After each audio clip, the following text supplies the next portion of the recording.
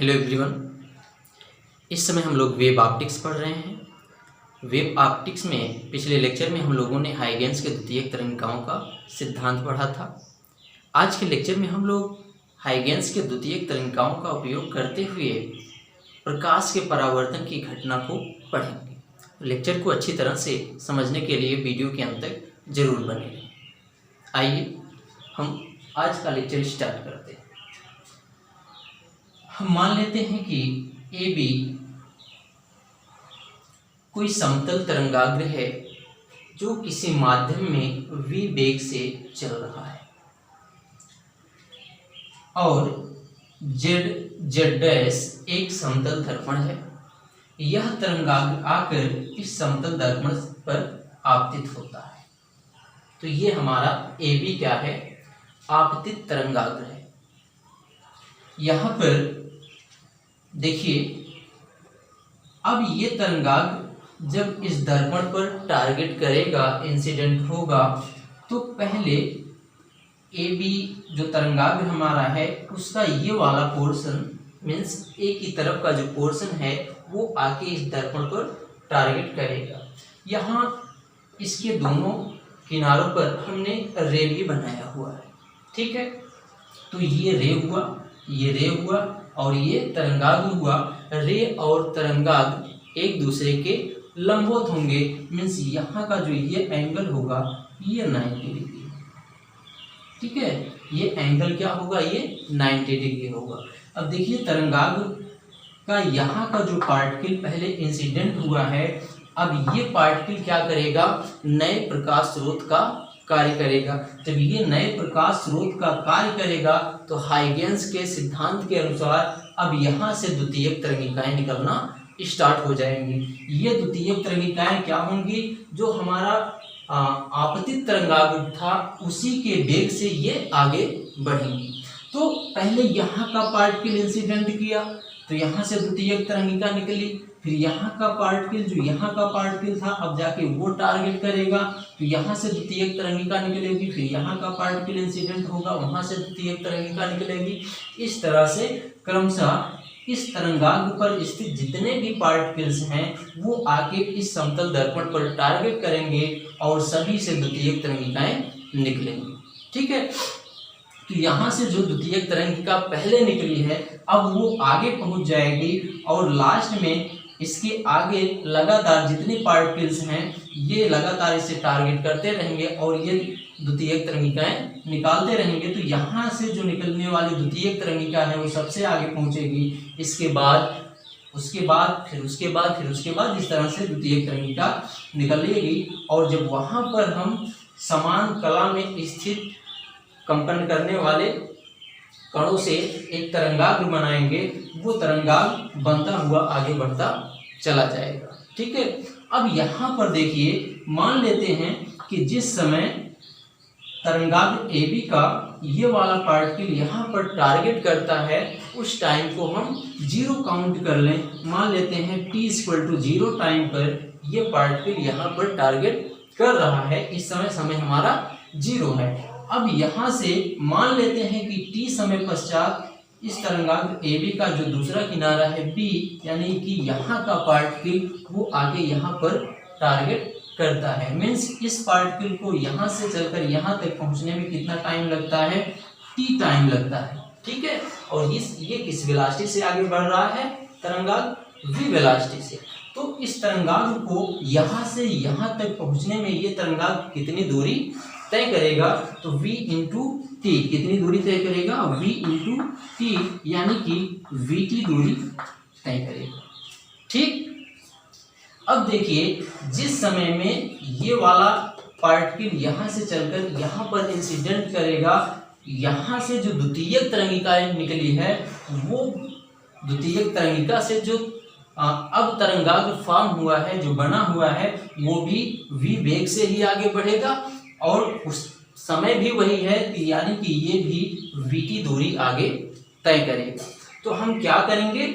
जो यहाँ से यहाँ की दूरी है, इस दूरी का एक चाप प्रकार में भरकर एक चाप हम लगाएंगे और वो चाप मान लेते हैं कि ये जो रे है वो इसको यहाँ पर कट करती है। एक जो इस दूरी का यानी कि VT दूरी का चाप है, हम इसको सेंटर A को सेंटर मानकर यहाँ पर जब चाप लगाते हैं तो वो इसको यहाँ पर B डैश पर कट करती है। अब B डैश से हम क्या करेंगे, A डैश से होता हुआ एक टेंजेंट B डैश पर खींचेंगे या इस चाप पर एक टेंजेंट खींचेंगे। तो ये जो टेंजेंट हम खींच रहे हैं ये वाला, यही टेंजेंट हमारा परावर्तित तरंगाग्र है, परावर्तित वेव फ्रंट है। ठीक है, तो ये इंसिडेंट वेव फ्रंट था, तरंगाग्र था, और ये रिफ्लेक्टेड वेव फ्रंट है, परावर्तित तरंगाग्र है। तो इस तरह से ये तरंगाग्र आके इंसिडेंट हुआ और इस तरह से फिर रिफ्लेक्ट हुआ और रिफ्लेक्ट होने के बाद इस तरह से ये आगे बढ़ जाएगा। तो ये परावर्तन की घटना है। अब चूंकि हम लोगों ने रे ऑप्टिक्स में यानी कि किरण प्रकाशिकी में परावर्तन के 2 नियम पढ़े हैं। 2 नियम क्या पढ़े हैं?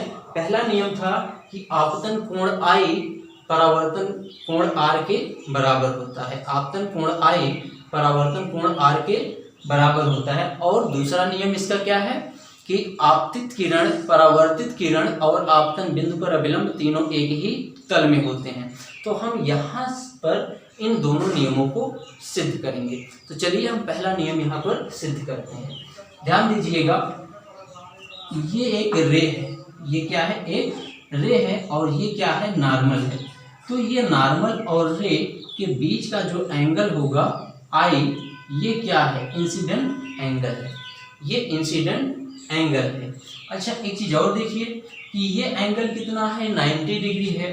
तो ये भी रे है और ये क्या है? तरंगाग्र है। ये किरण है, ये तरंगाग्र है। किरण और तरंगाग्र के बीच का एंगल कितना होता है? 90 डिग्री। ये एंगल कितना है? 90 डिग्री। तो ये एंगल I है, तो ये एंगल कितना हो जाएगा? ये हो जाएगा 90 माइनस I। ठीक है, ये एंगल कितना हो जाएगा? 90 माइनस I। चलिए अब देखिए, यहाँ पर ये नॉर्मल है और ये समतल दर्पण है। तो समतल दर्पण पर ही तो अभिलंब खींचा गया, नॉर्मल खींचा गया। तो इस अभिलंब और समतल दर्पण के बीच का ये टोटल एंगल यहाँ से यहाँ तक ये कितना है? 90 डिग्री। ये कितना है? 90 डिग्री। अब इसमें ये इतना एंगल जो है, ये वाला एंगल हमारा 90 माइनस I है। तो ये एंगल कितना होगा? ये कितना होगा? I होगा। समझ गए होंगे?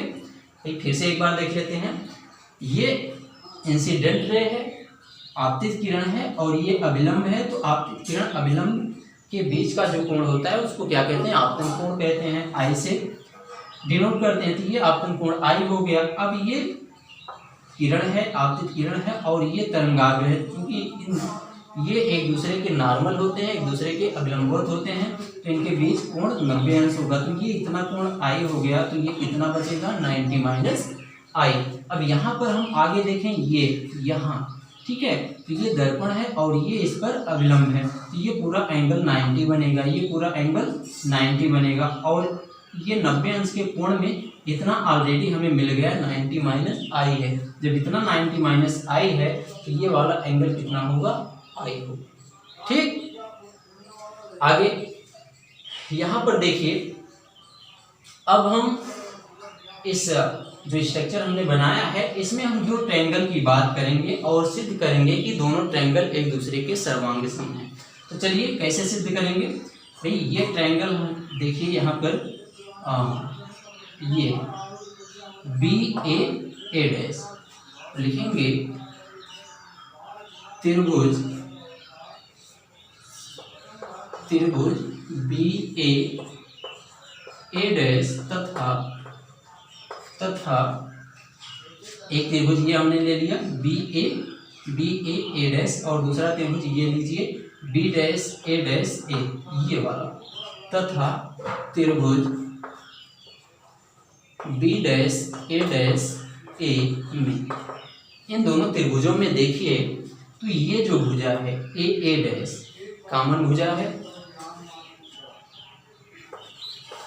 AA डैश क्या है? दोनों में उभयनिष्ठ है। ये क्या है? उभयनिष्ठ है। और देखिए यहाँ पर ये बी ए डैश, ठीक है, बी ए डैश जो दूरी थी वही दूरी लेके हम यहाँ पर एक चाप लगाए हैं, यानी कि जो दूरी बी ए डैश है वही दूरी ए बी डैश भी होगी, और ये किसके बराबर होगी, वी टी के, ठीक है। तो लिखेंगे बी ए डैश बराबर बी ए डैश बराबर A B dash, B A dash बराबर ए बी डैश, और ये दोनों कितने के बराबर है, वी टी के बराबर, ठीक है। अब भाई दोनों त्रिभुजों के दो आर्म्स आपस में इक्वल हो गए तो थर्ड अपने आप इक्वल हो जाएगा। तो जब थर्ड अपने आप इक्वल हो जाएगा तो हम कहेंगे कि ये दोनों क्या हैं, सर्वांग सम, ठीक है। तो और यहाँ से ये कोण भी देख लीजिए, ये कोण आई है तो ये कोण कितना होगा, ठीक है, ये कोण आई है तो ये वाला कोण कितना होगा, देखिए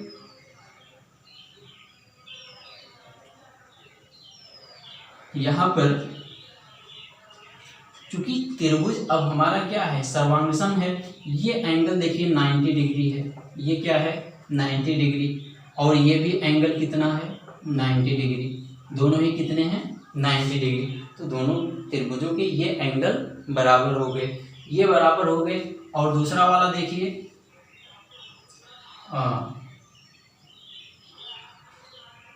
हम यहाँ से देखें कि ये एंगल आई है। अच्छा एक चीज़ और, ये देखिए नॉर्मल है और ये रिफ्लेक्टेड रेज है, ये नॉर्मल है, ये रिफ्लेक्टेड रेज है, तो ये एंगल कितना होगा, आर होगा, ये एंगल कितना होगा, आर होगा। तो ये कितना होगा, ये 90 माइनस आर होगा, ये वाला 90 माइनस आर होगा। भाई यह और ये परावर्तित तरंगाग्र है और ये परावर्तित किरण है, तो इन दोनों के बीच एंगल कितना होगा 90 डिग्री, तो ये आर है और ये 90 माइनस आर हो जाएगा। अब वही चीज यहाँ पर देखिए, ये समतल दर्पण है और ये इस पर अभिलंब है, तो ये अभिलंब है, ये समतल दर्पण है, तो इनके बीच टोटल एंगल 90 डिग्री बनेगा, और 90 डिग्री में से ये वाला कितना है 90 माइनस आर है, तो ये कितना हो जाएगा, आर हो जाएगा, ये कितना हो जाएगा, आर हो जाएगा, ठीक है।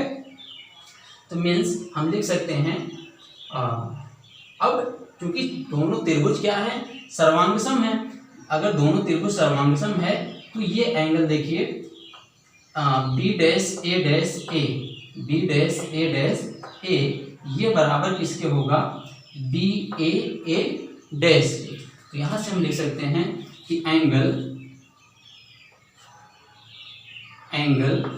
बी ए डैश ये बराबर किसके होगा, एंगल बी डैश ए डैश ए के, किसके बराबर होगा, एंगल बी ए डैश, यह एंगल बराबर होगा बी डैश ए डैश ए के। क्यों बराबर होगा, क्योंकि दोनों त्रिभुज हमारे सर्वांगसम हैं, तो दोनों त्रिभुज सर्वांगसम हैं इसलिए ये दोनों आपस में बराबर होंगे। तो यहाँ ये B A dash, B A dash, ये वाला एंगल कितना है, आई है, ये एंगल कितना है, आई है, और दूसरा बी डैश ए डैश ए, ये एंगल कितना है, आर है, तो ये एंगल आर हो जाएगा। ये है क्या, ये क्या है, परावर्तन का पहला नियम है, ठीक है, ये परावर्तन का पहला नियम है। तो हमने सिद्ध कर लिया कि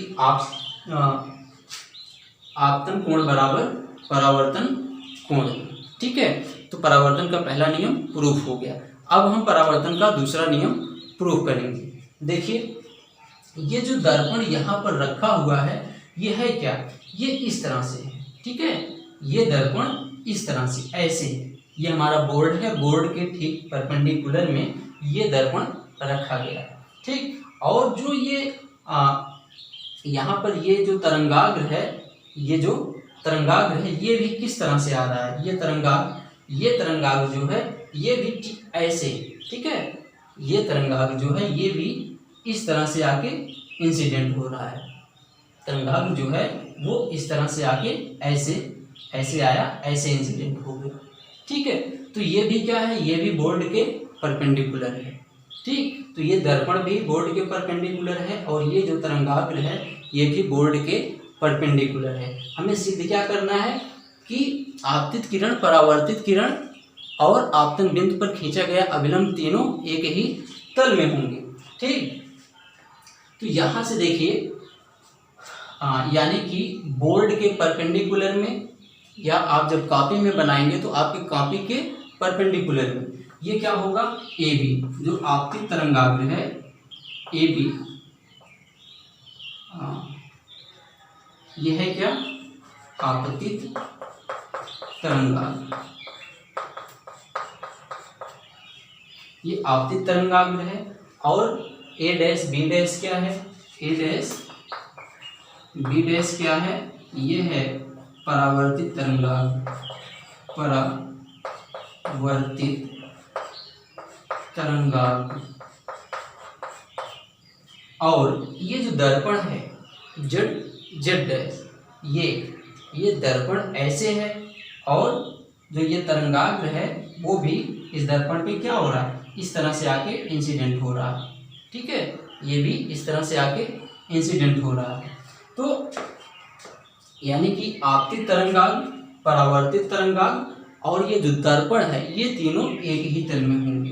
ठीक है, या कहें बोर्ड के तीनों क्या है, परपेंडिकुलर है, या जेड डैश ये क्या है, दर्पण है, समतल दर्पण है, ये तीनों का क्या है, बोर्ड के परपेंडिकुलर है। ठीक है, अब देखिए ये जो अभिलंब खींचा गया है, सॉरी इसको पहले लें, ये जो रे हमारा है, जो रे है यह ए बी के क्या है, ये रे है, ये किरण है और ये तरंगाग्र है, ये दोनों क्या होंगे, एक दूसरे के परपेंडिकुलर होंगे।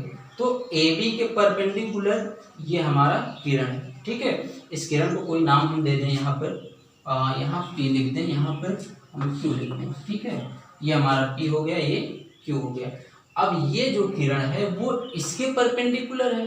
अब जो ये है, ये तरंगाग्र, ये ऐसे आके ऐसे इंसिडेंट हो रहा है। ठीक है, और ये जो पी ए किरण है वो इस तरह से है, यानी कि पी ए किरण जो है ये बोर्ड के तल में होगा। पी ए जो किरण है वो क्या होगा, बोर्ड के तल में होगा, यानी कि जो किरण पी ए है ये परपेंडिकुलर, पी ए किरण ये परपेंडिकुलर होगा ए बी के। ठीक है, इसी तरह से जो परावर्तित किरण है ए डैश क्यू, परावर्तित किरण ए डैश क्यू, अब ये परावर्तित जो तरंगाग्र है वो ऐसे है, और जो ये किरण होगा ये इसके परपेंडिकुलर इस तरह से होगा, यानी कि ये किरण भी बोर्ड के तल में है, यानी कि ए डैश क्यू जो है ये परपेंडिकुलर होगा किसके, ए डैश बी डैश के, ए डैश क्यू ये परपेंडिकुलर है ए डैश बी डैश के। और देखिए जो ये अभिलंब खींचा गया ए एम या ए डैश एन डैश, ये किसके परपेंडिकुलर है, ये दर्पण हमारा है, दर्पण पर ही तो इस तरह से परपेंडिकुलर खींचा जाता है। ठीक है, तो ये जो है ये परपेंडिकुलर, ये भी बोर्ड के तल में ही है, ये बोर्ड के तल में है। ठीक है, तो जेड डैश पर परपेंडिकुलर है ए एन और ए डैश एन डैश, यानी कि A N and A dash N dash ये परपेंडिकुलर किसके हैं, जेड डैश के। ठीक, अब देखिए तीनों को पी ए इस तरह से है, रे इस तरह से आ रही है, बोर्ड के तल में रे आ रही है, और यहाँ पर बोर्ड के तल में ही अभिलंब है, और जो परावर्तित रेज है ये भी क्या है, बोर्ड के तल में ही है, यानी कि आपतित किरण, परावर्तित किरण और आपतन बिंदु पर अभिलंब ये तीनों क्या हैं, एक ही तल में हैं। तो ये हमारा क्या हो गया, ये परावर्तन का दूसरा नियम हो गया। ठीक है, तो उम्मीद है कि वीडियो आपको समझ में आ गया होगा। तो लेक्चर के अंत तक बने रहने के लिए बहुत बहुत धन्यवाद।